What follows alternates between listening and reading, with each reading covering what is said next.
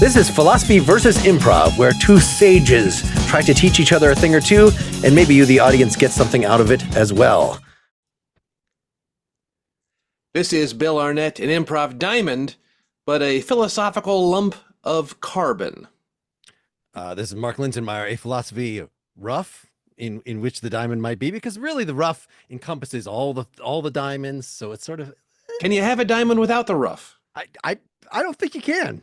I think we've now hit 4 years. We're graduating just about. Maybe the next episode, just you and me, will call graduation. But this is not this. This is a special festive.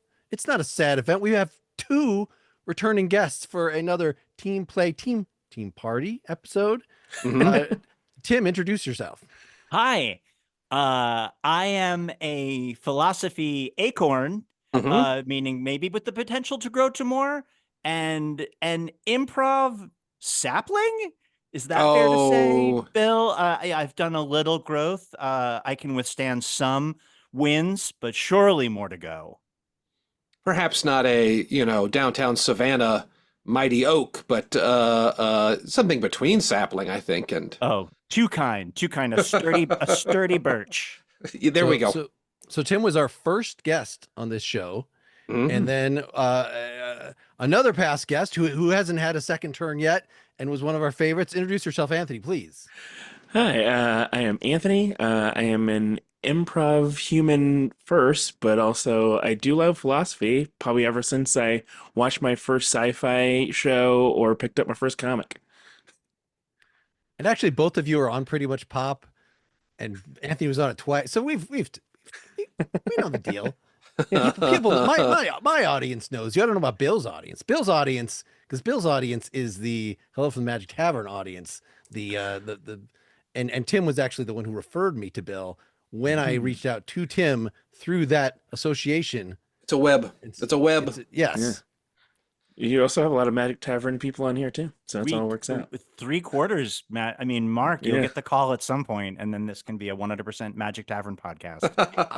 I have been very straight with. I've had Adel on here twice and on I think PMP once. That I created this podcast solely to audition to be on Magic Tavern, and now I've done it 4 years, and I still, despite all these direct, it'll happen.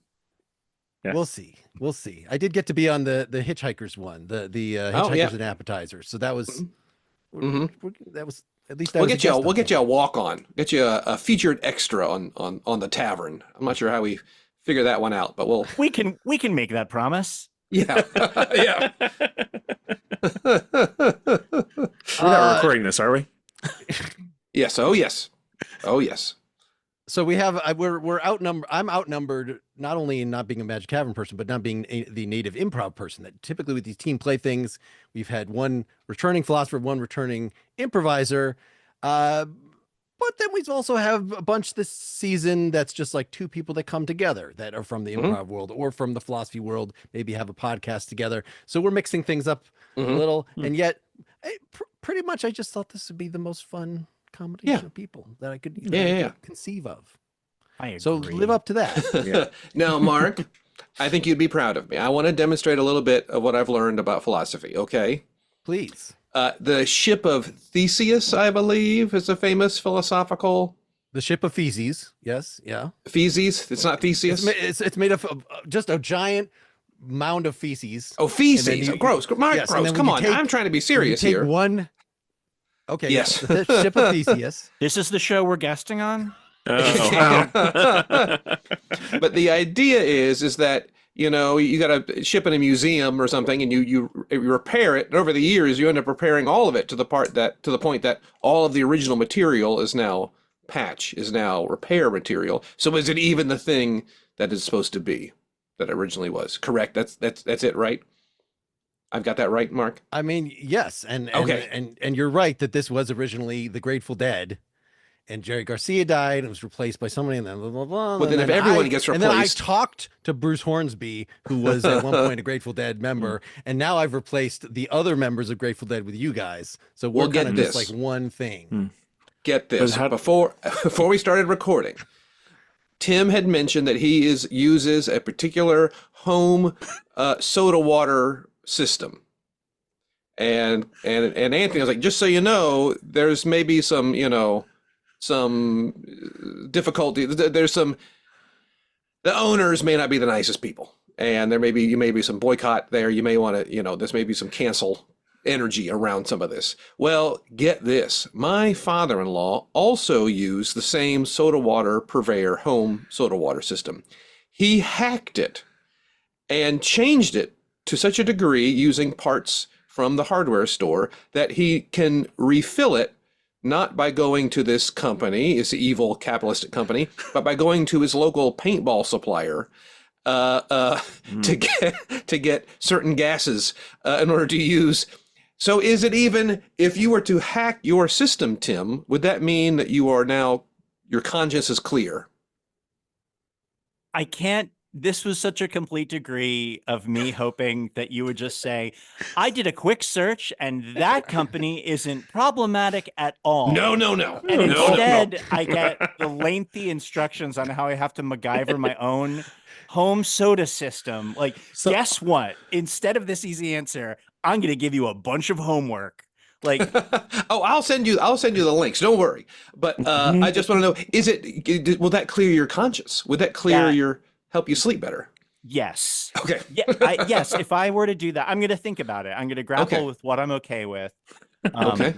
And the great thing, and I feel like I'm going out on a limb speaking for Anthony, but I know I'm familiar with the Ship of Theseus purely because I watched WandaVision on Disney, which really figures into that Marvel limited television series. I love when you brought it up. I was like, oh my God, I'm on board. I'm not left behind. We're talking philosophy and I know what's going on. So I don't know. Yeah, I'm going to grapple with that. And I think if I were to completely replace all of the parts and do it myself, I would feel good about that. There we go. The real question is, though, are we going to get our way out of the Minotaur's labyrinth very easily? That's the question I have. Oh, now I'm lost. Now we're deep in philosophy. No, it's not philosophy, just mythology. Oh, yeah, that's true. yeah. That's Chang. Yeah. I'm trying. There have been, yes. Borges wrote the book of Labyrinths. I don't remember what it's about though. So there's relevance. Hard to finish. I started it, couldn't finish it. I know. I mean, the bad reviews of that are just right themselves. It's like this reviewer couldn't find their way through this book. Yeah. Well, yeah. You did get the connection there, right? That was making there. You said the Ship of Theseus. Yeah. Yes. Theseus is yes. That's why I assume that's what that. He slayed the Minotaur. Yes. But a piece of string. Yeah. He has a string. That's a big ball of twine. Let me just say. That Daedalus gives him, right? That's who gives him the string. Daedalus. Really? Yeah. I forget that Daedalus did other stuff than made the wings for his kid. Mm-hmm. Yeah. I mean, he creates all the upgrades in Hades and Hades 2, which is mostly recent experience with Greek mythology. Yeah. It's the official name Hades 2. It's Daedalus's turn. I will give a little spoiler in Hades 2, but it actually comes up that all those things, it's actually Icarus producing those. It's not Daedalus. Daedalus is retired. You got to get pretty far into the game to figure that out, though. So yeah. Okay. That's a phenomenon that I have not jumped on. Everyone loves it. Loves the Hades games. Okay. I have not played either. Neither. And I'm excited to play. I've talked to people that have really enjoyed it. It is the kind of it's that flow experience. It is that I just want to turn off my brain and be sucked into this thing. I guess that's what most good video games are supposed to do. But I find I have to wait through cutscenes. Like I want to sledgehammer the back of my brain when I'm playing a video game. Generally, I want. Let's bring it back to philosophy. That's why I know some people had that ups and downs of certain games like Last of Us. Of like, I just wanted a fun game. You gave me a weird moral quandary to work out. Yes. Yeah. Yes.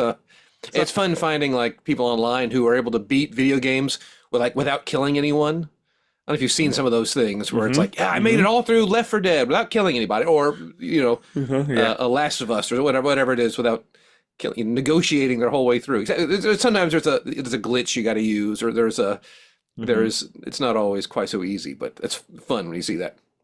My video is I just uploaded Just Beat Roller Coaster Tycoon, thousands of casualties. But you beat it. But All unlockables. I triumphed over it. Yeah. Oh no. So do you think Michelangelo was like, oh, it's like Daedalus for real? Like, in 1525 or whatever in Florence, or like, he's like a real Daedalus. Oh, interesting. Like other people thought of Michelangelo as like, and here's the real deal. Like this is a real version. Well, all of his crazy inventions. He invented all those like crazy stuff, yeah, helicopters and things. And Leonardo da Vinci, all those people. Yeah. Oh, Da Vinci. I said Da Vinci. What did I said? Yeah, Leonardo. Michelangelo, but also Well, you said Andy Donatello. Davis. I did. I messed up. I mean, they probably shared some beers on the piazza from time to time, I imagine. I'm going to humiliate myself. Were Michelangelo and Da Vinci contemporaries? They were. Do we know if they knew each other? I don't know. I do not know. This is They, what they must have heard of for. each other. They must Is have. for bringing up questions that are Yeah, easily and I don't- Googleable and not answering them because we want to give the audience something to do. Yeah. The Now I'm trying to distracted go through audience like, is a happy audience. now Yeah. I'm really I'm like, were they? How close were they? Very. Apparently, during the people remember the traveling Wilburys that like kind of what would you call it with those? What do you call? Not what do they call it when you get a bunch of musicians together? I think you call it a traveling Wilburys. I mean, That's a like- super group. A super group. And apparently everybody, Tom Petty and Jeff Lynne just wanted to hear Beatles stories from George Harrison. And George Harrison just wanted to hear Elvis stories from, what's his name? Roy Orbison. Yeah. Elvis and Elvis story. Yeah. So here's a little fun Here we thing. go. They were both born 20 years apart, but they were both commissioned to paint murals in Florence Council Hall, which sparked a feud, fueling an artistic disagreement and competition between the two of them. Okay. So they were contemporaries and knew each other, competitors. So yeah. Yeah. Okay. What a case of like, guys, you're both doing great. Like you don't have to compete with each other. Yeah. You're gonna have a wonderful storied legacy. Just get back to work. Y'all don't need to beef. How do you say beef in Italian? Y'all don't need to do it. Buff. You don't buff. Not only should I know that because it's philosophy adjacent and there's not that much going on in the Renaissance by comparison, so you got to, there's not that many things to put together, but I actually recorded an audiobook as the narrator for one of those guys. And I couldn't tell you which at this point. I mean, it was a short project. Oh, Mark. I like I mean, the you don't idea have that every audiobook has a single part and it's the narrator. Like it's at the beginning of the book, it's like featuring Mark Linsenmeyer as the narrator. Yeah. I do And that's it. What? Why go through? Yeah. So have we thrown out enough nuggets that we can begin on a scene, perhaps when those turtles, those Leonardo and Michelangelo, they're in the labyrinth together or something. I don't know. I'm just spitballing here. If you want to make another fucking boardroom scene, Bill, you go right ahead. We don't need to do a boardroom. We don't. I've done so many lunch, cafeterias, break rooms, real estate meetings. So many. We of didn't the last mention the 4 years. prince at all, so you can't do it in a boardroom, right? Yeah. I mean, I think Machiavelli would have to be there. There's not too many. Was he a contemporary? Was he? I mean, he's in the Renaissance. So, He's in the Renaissance. Everybody knew each other. Let's just say everybody in the Renaissance knew each other. Let's just right now. How many people were there back then? 100? They probably knew each other. Yeah. I mean, anybody who is anybody knew each other for sure. I mean, the massive peasants and oppressed, like they're not going to know each other. But Yeah. So And Lorenzo. Yeah. we're all saying that Shredder is basically Machiavelli, right? Yeah. And Lorenzo the Magnificent financed it all. The Medicis were behind pulling the strings behind the Ninja Turtles. we never got to meet them. So Krang. Yeah. Medici was the name of the newspaper publisher that April O'Neil worked for. Yeah. We just never meet the guy. And exactly. it did get deep into the lore of the Ninja Turtles. Yeah, you really get in. I shouldn't have brought up that word because I know zero about the Ninja Turtles, but I could fake it. Yeah, I mean, I have a passing knowledge. Like, it's not going to be deep. It's not going to be deep cuts. I mean, I have a feeling that they've been teens a long time. I I know that much. Perpetually, I would say. Well, the turtles have such long lives, you know what I mean? So they're like almost elves, you know, in that world. But their teen years are decades. Yeah. Okay, Well, so is more it than are a the decade. teens only in turtle years? I would think that's true.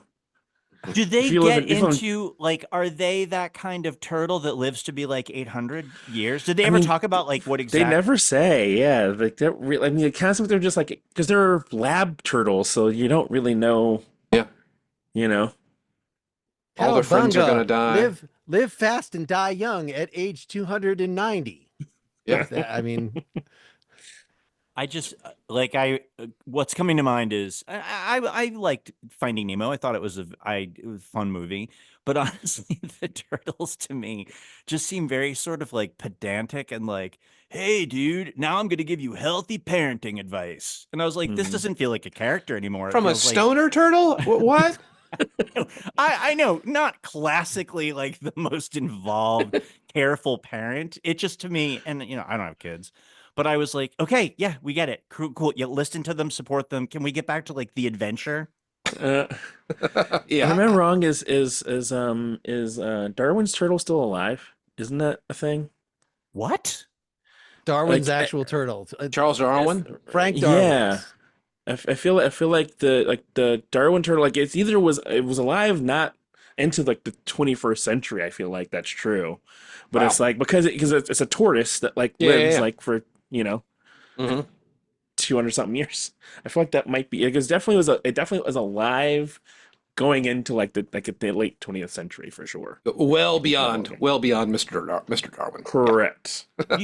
Harriet died in June 2006. Oh, There you no. go. Yeah. Oh, I thought this was going to be like Anthony finding out in real time, like the Oh, turtle's no, not, no, no, no, not yeah, alive yeah. anymore. No, I just remember that was a thing. That was the first time I learned like that, when that was like, oh, that's you never think about that and how old tortoises are. And there are Right. turtles on Galapagos that are like still alive from when, Oh, it was there. Yeah. correct. And creationists. The entire time, Harriet was just an absolute creationist. God made this shell she had painted on her the entire time, and she got the last laugh for half a century. She got a long last laugh. yeah, long turtle-ish laugh.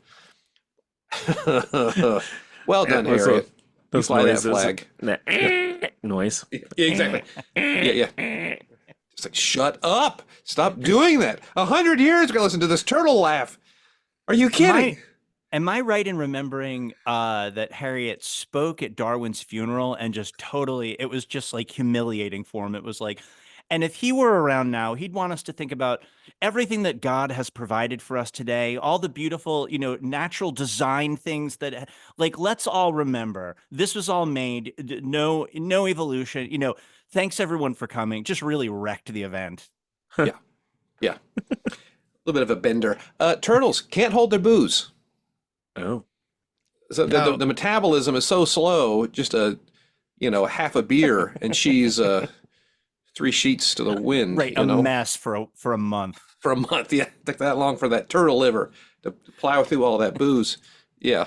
All right, now enough of the silliness. I've invited. I've called this meeting here with you three great inventors because we at Turtles Incorporated, when we sell a turtle, it outlives its owner, and then they never buy another turtle. So I want solutions here. What can we do to increase the number of turtles people want to have? Maybe shorten their lifespans. Maybe have some accident, some sort of planned obsolescence. Go. First of all, boss, I want to thank you for putting an end to the fun we were having. It's always a waste of time when we're all laughing and listening to each other. So thank you for putting the kibosh on that. What I'm hearing, and granted, I know I haven't been to a lot of your Turtles Incorporated meetings before, but what Lefty Malone. Welcome to the meeting. Thank you for having me. Thank you for having me. What I can bring to the table, it sounds like what you're describing is you want some of these turtles to maybe meet with some accidents. Yes, Mario. I'm so glad that we recently discovered you writing that really elaborate equation on the blackboard, solving it that one of our engineers had left there.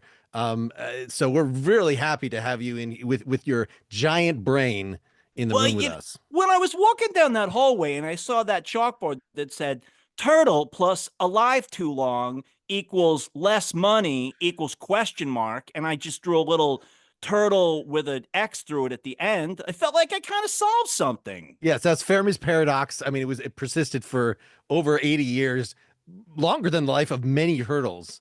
But you just solved it immediately. So I guess what I'm pitching today is you just give me a list of the turtles you've gotten a little tired of, and we'll see what happens. You don't even have to know anything, all right? You just tell me where to go and wait. Well, here's the thing. I thank you so much for being here. We have a list of every turtle we've sold. We know exactly where they are. I think this may be more difficult than you realize. I was watching I don't know, it was a documentary, a nature thing. It was like a Warner Brothers story about turtles.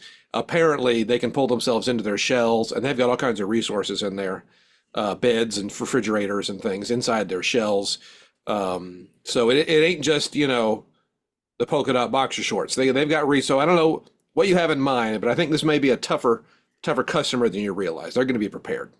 Okay, I'm going to have to really think about this one. I mean, it might be a case of like elaborate salesperson disguised. So that's the turtle invites me inside of this whole like apartment situation that they've got inside their shell. I'm going to have to workshop it a little bit. I can tell you it's going to involve elaborate costumes. All right. Well, thank you for being here. I want to say thanks for being here. Welcome to the team. So I have a real outside the box kind of idea. Outside the shell? Outside the shell. Yeah, it's booming out there. What if we try something like turtle care? Think about this. Turtles live for sometimes hundreds of years, and we could have a monopoly on the care of those turtles. Every month you up your turtle maintenance. Every year you have your turtle checkup, and we probably premium the older the turtle gets. In that same film I saw about turtles, they were able to lift their shell like the roof of a car, and there's all kinds of stuff in there. In fact, it even squeaked like the river. Maybe they can oil their shells. I think this is why cure the disease when you can just sell the treatment. And it sounds like if their shells get a little like rough and kind of lose their luster, like you could even put sort of like a wax on there to just like buff it up and you regain some of its original, shininess. I mean, you could just call it wax. There's probably a better name for it that we can think of later. Now I know in your background, Mr. Mario, that you've tried jumping on the turtles' backs and smashing them with hammers.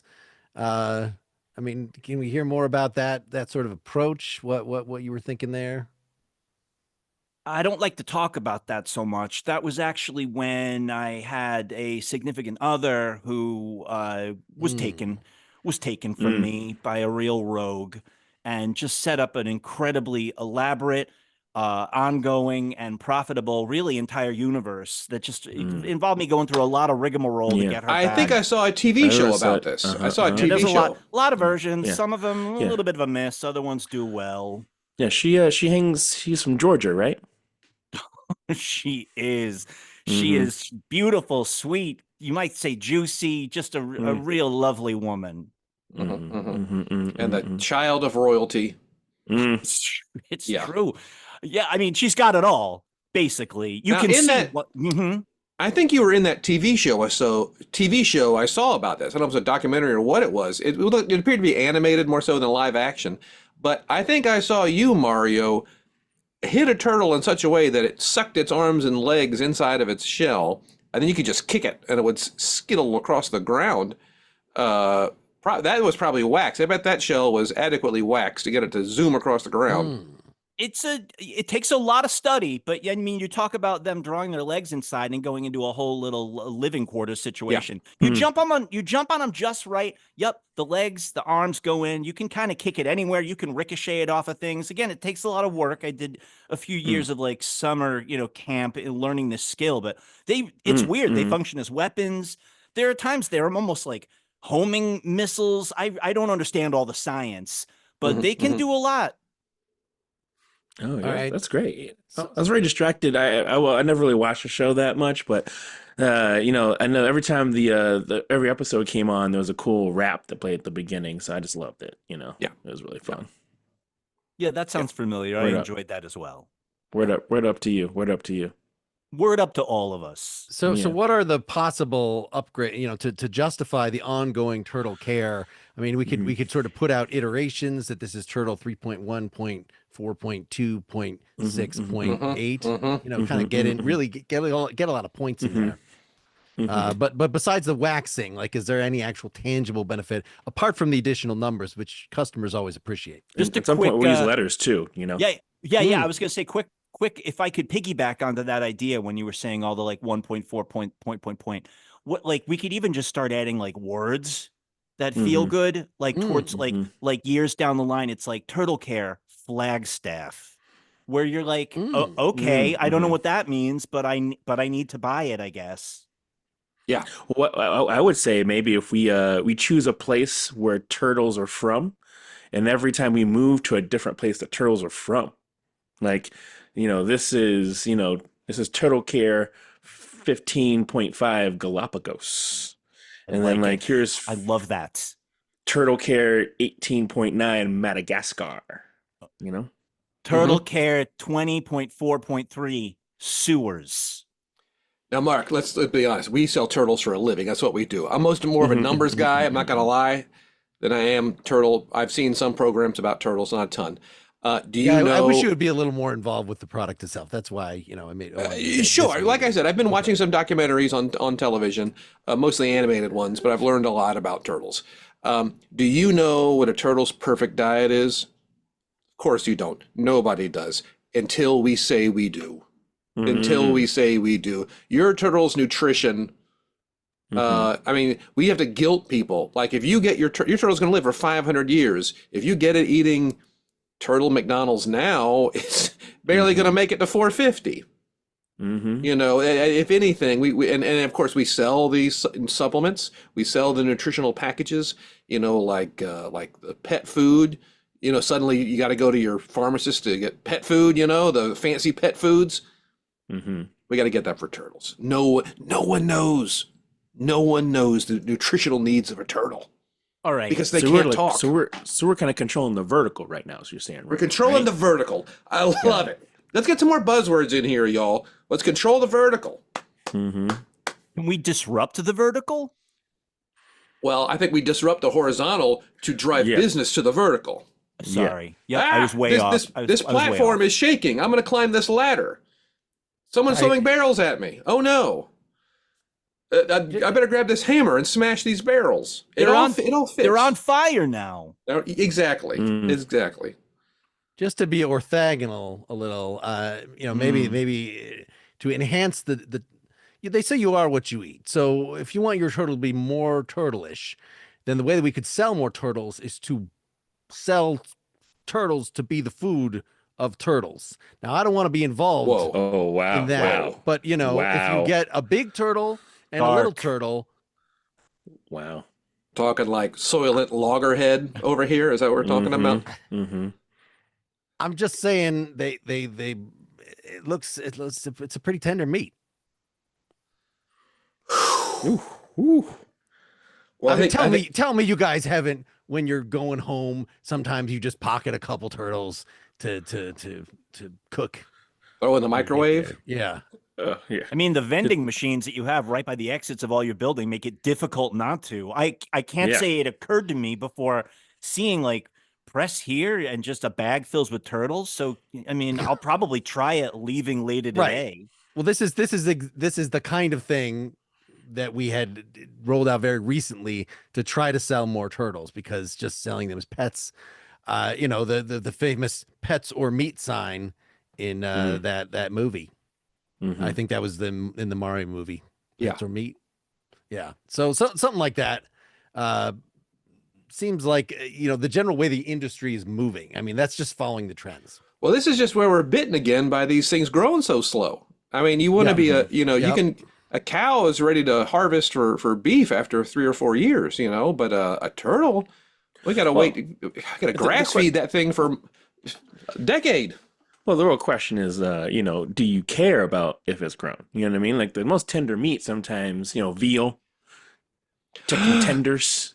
You know what I mean? It's not a few minutes into all agreeing that we might either eating turtles or getting turtles to eat each other, and we've now moved to eating turtle children. Is that how quickly we're iterating? They're children for 50 years. They're children for 50 years. It does go on forever. I mean, it's like that we're not eating goddamn turtle eggs right now. Baby Yoda. Yeah. How much all those characters in that show trying to eat him?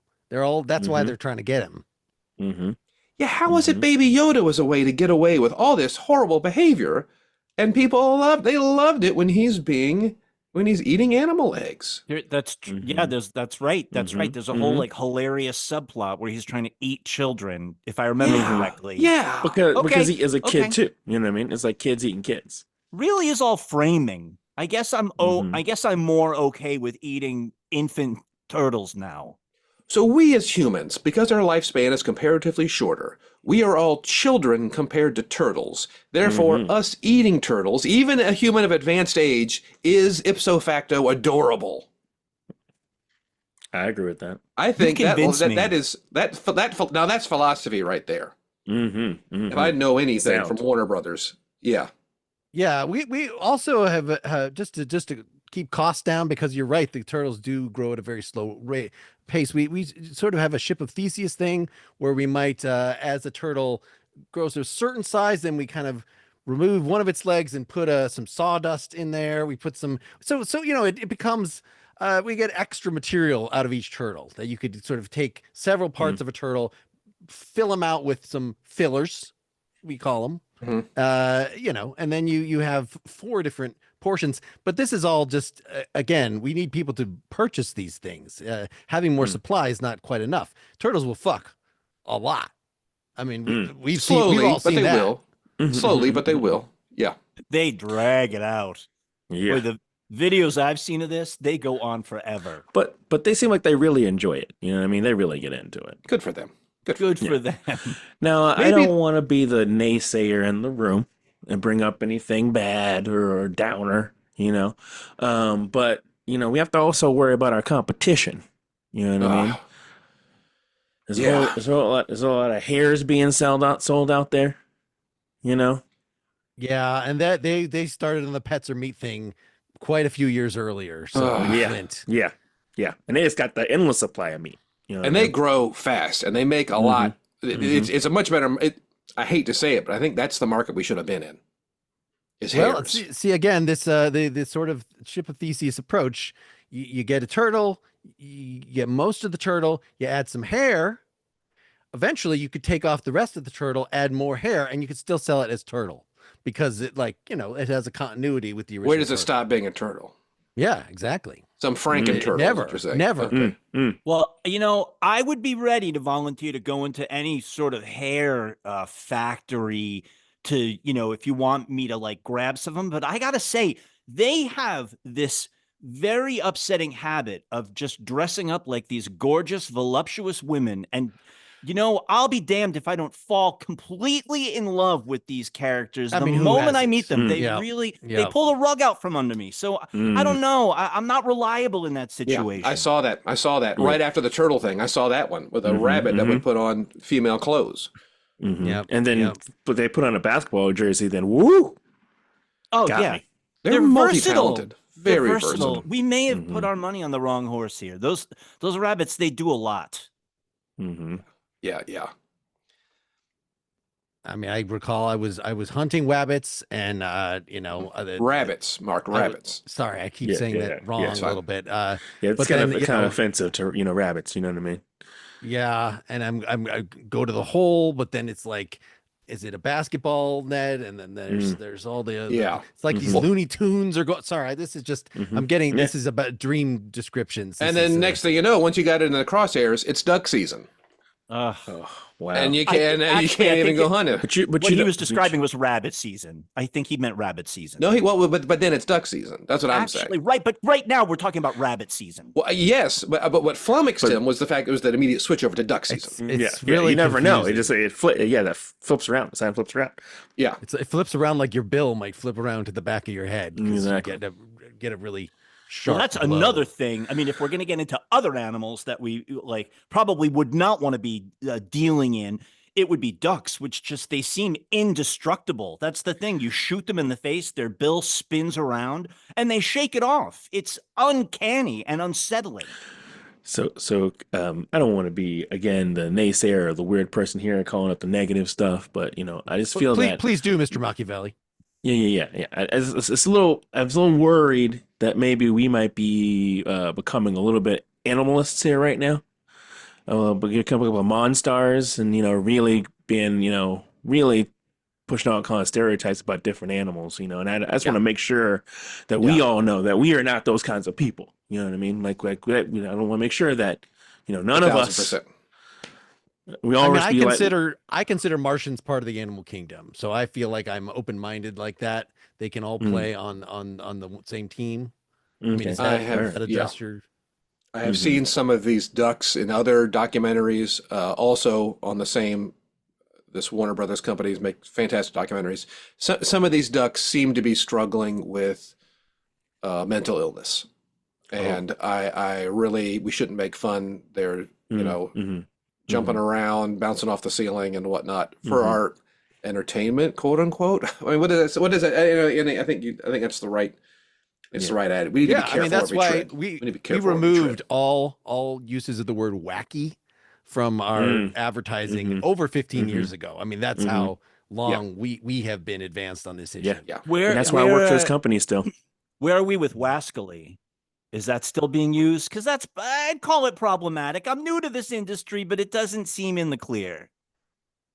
Yeah, I think rascally can evoke a certain rebellious youth, and then once you start going down that road, suddenly we're getting close to some dog whistles and things. And I think slippery slope. Yeah. I mean, next thing you know, you're gonna be, just labeling all, people who chase other people as wily. You know what I mean? Yeah. Yep. Yeah, you shouldn't. Some people have a really good reason for chasing other people. The police always have a good reason. Yeah, I'm led to believe. I presume. I couldn't imagine otherwise. But in the line of duty. But yeah, I think wily makes me think of feminine wiles. Makes me think of suddenly all women are supposed to be able to use their sexuality as a weapon. And that's just we're trying to kill turtles here. We're not trying to. Trying to marginalize, and you don't actually have to chase the turtles very much. They don't move. No, that's the beautiful thing. I know. I feel like we wandered into some murky ethical territory. Let's get back to murdering baby turtles. Yeah. Something we can all agree is a wonderful thing. Yes. I think that's a good note to wrap up the scene on.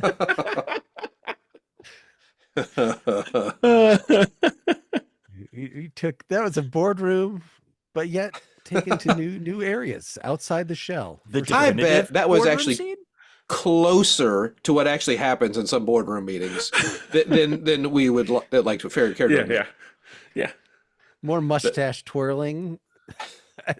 We weren't actively just the morality thin slicing.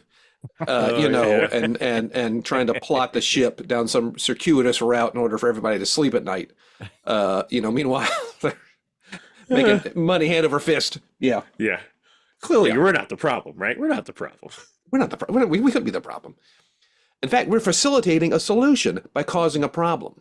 Well, this wasn't the philosophical issue I intended to come in here with, but I think we have stumbled on something, and that one of the late named character of Machiavelli, I think, is very relevant here, which is when you face the real world is there really a place for morality? Is there really if you want to actually win, if you're just gonna you're just gonna do the right thing, gerrymandering's bad. But what if they gerrymander? Well, then should we gerrymander too? Mm. Should we do, you just maybe gotta, if you're at war, of course it would be nice to minimize uh extra casualties and stuff, but then it's going to take longer. You're probably just going to, have more people die in the long run. Just nuke the shit out of them. Just so the realist school versus Mm-hmm. morality. Mm-hmm. Seems like it's having a resurgence. It seems like it's it's on the wind. Mm-hmm. Mm-hmm. Were there, Mhm. Mark? I gotta ask. Did the ancients have any thoughts about this idea of philosophy? Theoretical versus real world problems, or was it Machiavelli that really kind of cracked that wide open for us? I mean, most of the other, the contemporaries of Plato, for instance, we know through the Platonic dialogue. So in Yeah, in sure, the sure, the sure. Republic, there's one real asshole named Mm-hmm. Thrasymachus who's just like, That justice is guy. whatever the strong says it is. Ha! Mm-hmm. And you're all pie in the sky. And Machiavelli is explicitly like pretending that he hadn't even read the ancient Greeks because he so wanted to transcend all your little like pie in the sky ideal Okay. society. Mm. Like, let's live in the real world. How do you get ahead in the real world? How do you get your state to be stable? That's actually the way that most people are going to be better off if you're not going after some crazy ideal. Mm. Okay. No, one thing, yeah, interesting. One thing that I've just actually been thinking about this recently to kind of fix into this, I just got through finishing the third book in the Three Body Problem series, Okay. Ah, which I love. It was great.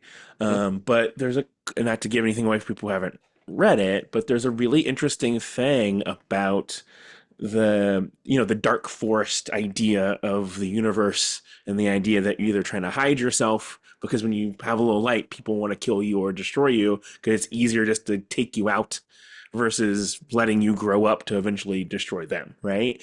And or there's at least a the risk. or there's a Yes. risk, yeah. And there's something kind of interesting in that book as you start to play with it, is they use physics or the rules of physics against people, but it's something that also eventually will hurt you. And that was an interesting concept of like the thing they call like a strike, a dark force strike against a civilization. Eventually, over time, will come back to you because the thing you did creates something that technically destroys the fabric of the universe. And over time, everyone will succumb to it. And there's an interesting thing around the idea of like making the choice to do something that you know will hurt you, but it hurts you less, right? Yeah. Or further away. There's a weird rationalization that I think happens in that of like, well, we're kind of doing it to ourselves, so it's okay if we got them because everybody's going to succumb to it at some point. There's that kind of thing you're saying, Bill, of like, well, everybody's doing it, so it's just who's doing it faster. Yeah. Or we'll do it now and then promise not to do it again. Yeah, yeah. That, yeah. Just kind of takes that relativeness to a different level. I feel like, Yeah. where it's bad, but it's just we're doing least bad. Yeah. Yeah. The If we least don't bad. murder the baby turtles, someone else is going to Somebody, murder the baby exactly. turtles, and Yeah, we yeah, could yeah. profit off of that. Now we Yeah. are aware that it's happening. Perhaps we could have spoken up against it. Perhaps we could have stepped in. However, they need jobs. Come on now, you've seen the economy. You see what it's like. Hmm. I'm not saying killing baby turtles is a make work job, but if it were, Yeah.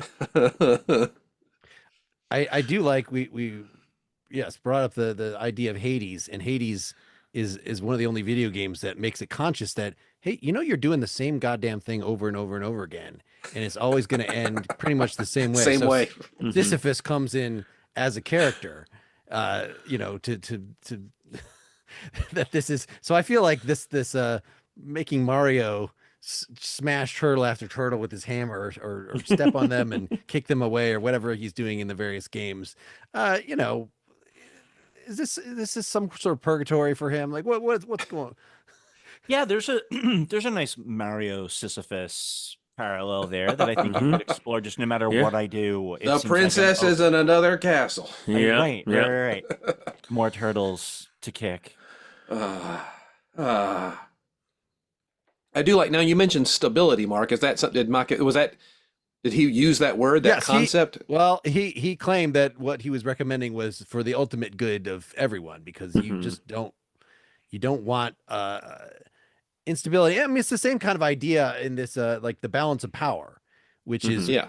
for like Bismarck or somebody like that, which I think is one of the excuses Putin gives. Like, if NATO's too big, it's on my doorstep, then we're gonna have some long term.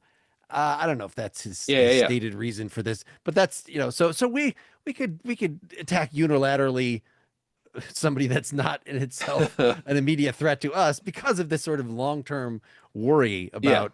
Yes, so that's what Anthony was talking about. Like, Yeah. No, yeah. if there's a light in the universe, you better just snuff it out, because we got to keep everybody in their corner, and I maybe think there is something to be said for stability. I think I get that. There's certainly been times in my life, probably all of our lives, when things have been unstable. We certainly feel what that's like, and how unsettling it is to be in a place where you constantly know how much money you have in the bank, because you need to know how much money, and how miserable that is to like know down to the dollar what you have in the bank, and just like after a few years of that, and suddenly it's nice to like, I mean, I know within probably 10% what I have in the bank, but I don't fret over it, And I think that there is something in the lives of all Americans, some get it far worse than others, that perhaps a degree of stability, gosh, no, we can't, does stability come before morality? What was it? Fodder before morality? Bertolt Brecht. We can't expect a hungry person to be moral, like, do we need to get some should that actually be stability before morality, stability before growth, There's also the world of things where you have, the where instability is built into the system so much Sure. that it's hard for someone to conceive of it or really understand it, where it's just ever present, right? Yeah. And that's always that thing that plays out of it's hard to process morality when you can't understand that instability that doesn't affect you, right? Like, Yeah. you're kind of like, well, why can't you just do this? It's like, well, because if I'm a female identifying person, I might be scared every time I'm at night. I have this thing I have to think about that you don't have to think about, right? Or just the idea of police encounters, that kind of came up in our thing, Oh, yeah. that world of like, it's hard to understand the moral grays or the moral things conundrums that are playing out when you don't have that experience of the instability that creates it for that person. Totally. Totally. Or the idea that you could trust the powers to like, so something's wrong. Oh, they got overcharged for my garbage pickup. I'll just go down to City Hall and get it taken care of. It's like, for many people, what are you talking? That's not what you do. That would never work. Or that is the belief. That is the in a world of instability, the powers that be are not your friend. They are not there to solve your problems. So what do you do when you have a problem? Yeah. And I've always thought in life, and this is very, very, coffee table world, not quite Mark level of philosophy, but I've always thought about the idea that so many things I've always encountered when I think about moral questions or things in which you go back to systems and stuff like that, like, there always seems to be this assumption of like, we all kind of assume a certain philosopher kingy goodness that happens with the system to a certain degree, and that becomes your first thought when it comes like, oh, well, this is the thing you trust, or like, well, in a perfect world, like, that's always the thing you go back to, of like, well, if all things are this, and it's interesting to me, how much of our pop philosophy does that, where I feel like real philosophy doesn't, the same way that science always thinks about like, what are all the terrible things that could happen and how can we then solve for that, or think about all the stuff. But I feel like the average human who kind of like uses those philosophies to base their lives on tend to live in a world of it in a perfect vacuum. Yeah. Versus actual real life or the grays or those kinds of things when they Yeah. start to apply it to people, use it against people, you get back to the why can't you just pull yourself up your bootstraps or that kind of stuff. And they start to use it against people then as a weapon. Yeah. Yeah. I don't know, Mark, if that's Well, weird. so it's easy to have universal love until somebody punches you in the face, Yeah. right? And then you say, well, the rules of war, all's fair Yeah. in love and war. So these are exceptional circumstances, but it's just that these exceptional circumstances are always going on. We always have. So another Or even our famous. religious examples that people have in that is like you're using the example of, in theory, a person, whether whether you believe in that thing or not, of a perfect version of a thing or a perfectly flawed version of a thing as your measuring stick. Yeah. Yeah. I bet, Mark, there's a lot of discussion about, are there absolute truths? Is there absolute good? Is there any objective reality? I'm sure that, but this is just a whole other season, isn't it? I mean, I'm trying to relate the. Come back to me. Okay. That's That's my thing just favorite philosopher answer ever. For the next And really season? enough, Mark. Yeah, really, Mark. The reason I was thinking about this so much with those books, but also watching the last version of Superman, it's made me think a lot about that, of how people are fighting over just that idea of like him being, very human-y, flawed-y person, and that being weird for people. Yeah, yeah, And that being the thing I love about that new movie a little bit. yeah. Yeah, certainly ideals are inherently problematic in that they have to be based on things you've experienced, right? But if you've experienced it, it's not really the ideal. So so a lot of, there's a strain in theology that's just like you actually can't say anything positive about God at all because he's better than anything that you would come up with. Yeah. So the level of abstraction, but then like how useful is that to like try to emulate in your daily life? Oh, I try to be a little more beyond space and time. Like what the there's nothing. Yeah. Sorry I'm late, everybody. And I went to the wrong office. I was just being beyond space and time. I'm just beyond space and time right now. Yeah, I'm down at the Dallas office. I'm just going to Skype in if that's cool. 2 hours late. I'm beyond space and time right now. So yes, we live in the grubby world. And so this is the question. And I don't want to get too overtly political, but we did start on this the soda company thing, but the article of hey, we're in a war. Bad things happen in a war. We didn't want to be in a war, but we were dragged into a war by being smashed in a horrible way. And so we're just trying to finish, and sort of you have to suspend. It's the same thing after 9/11 and all this. And like, we have to respond. So any, don't judge us in the way that we are taking care of our business. Yeah.